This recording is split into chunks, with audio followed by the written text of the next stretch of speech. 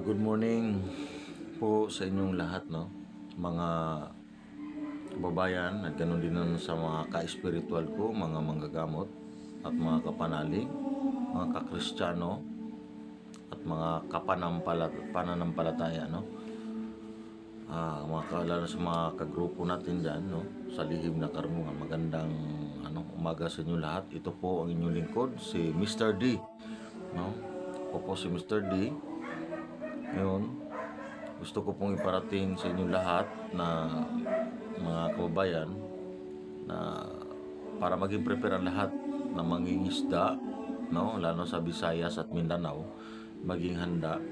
Itong prediction ko na to para upang makapag-ingat ang lahat, no? Ito sa taong 2025, no? Sa sa kasagsagan ng month of September, start na March to September or July, no? Papuntang September, no? To October, no? Mag-ingat po ang lahat. Mag-ingat po ang lahat. Dahil ang Mindanao at Visayas, ang karagatan ng Mindanao at Visayas, yun po yung mayroong lalabas na mga buhawi, malalakas na buhawi. Marami po ito. Sa parteng Visayas, ganoon din naman sa kalagitnaan ng parteng Mindanao. Tapat ng Visayas at Mindanao, may papasok din ang buhawi at area ng Mindanao, no? Lalo na sa parteng Cotabato, ganoon din naman sa Zamboanga at iba pang parte, lalo na sa parteng Surigao, Dinagat Island, no? Mag-iingat po parte dyan. Leyte, no? Bohol, yan, kalagitnaan ng mga karagatan na yan. Parteng Iloilo, Samar, no? Leyte, at ganoon din sa Masbate. Lalabas po itong mga buhawin to sa parte ng inyong karagatan. Nawa, ganoon din naman ang Romblo, no? Mag-ingat po kayong lahat, mga kabayan. Marami pong buhawi. Ito pong buhawi, pagkat yan po tumama sa ng bangka, sigurado higop, no?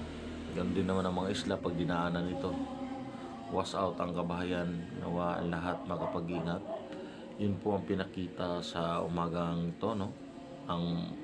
Yung buhawi niyan sa pagpasok ng taong 2025. Nawa lahat, mag-ingat ang lahat. At pag ito'y nakita na, umalis na sa karagatan, pang hindi kayo tamaan, may maliit at malaki papasok ng mga buhawi sa parteng karagatan ng Visayas at Mindanao. Mag-iingat po lahat, no? At meron nung araw, merong magagaling na tao talaga nung araw na bata pa ako, lalo na sa parteng probinsya namin. Nakita ko pag nakasakay ng bangka,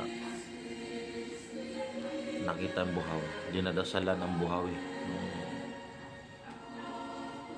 Latin, mga panugla, pangontra, nawawala nung araw. Ginaganon nga ng daliri ng mga matatanda nung araw. Pero mabisa mga dasal nung araw, mga kalihiman nila nung araw. Ngayon, hindi ko na alam kung yung mga kalihiman na yun saan natago o saan nabaon o ano man, tinago o nilihim na ng matagal, tinago na. Hindi ko alam kung nasaan na. Pero naano ko yung mga kalihiman na yan, na saksihan ko. May tao talaga na kayang anuhin ang buhawi. May tao rin naman na kayang dasalan ang panahon, titigil. May taong ganun po. Lalo sa mga parte Visayas at Mindanao, nandiyan po yung mga iba pang mga tao na magaling, no? Nawa ang lahat mag-ingat, mamonitor ito ng anuman ang panahon. Hindi ko alam kung sakop ng pag-asa ito, yung ng buhawi, at grabe po ito talaga. Na mas nakakatakot. Hindi po to pananakot to, kundi para makapaghanda kayo lahat upang malayo sa kapahamakan. Lalabas po to, itong mga buhawin ito. Markahan nyo po itong sinabi ko, itong vlog ko na to, markahan nyo po. Ina-advance po yan. In-advance po para maging handa ang lahat. Maniwala matindi, di ko po ipipilit yung akin. Pero karapatan kong ihayag para makapag-iingat ang tao. Yun po. Salamat nga pala sa mga nanood nito. Ganoon din naman sa mga kabrad ko dyan. Maraming salamat. Shout out sa inyo lahat, no? Lalo na sa mga kapulisan at sa sa mga sundalo, shoutout sa inyo lahat dyan. Ganun naman sa mga security, God bless you sa inyo lahat.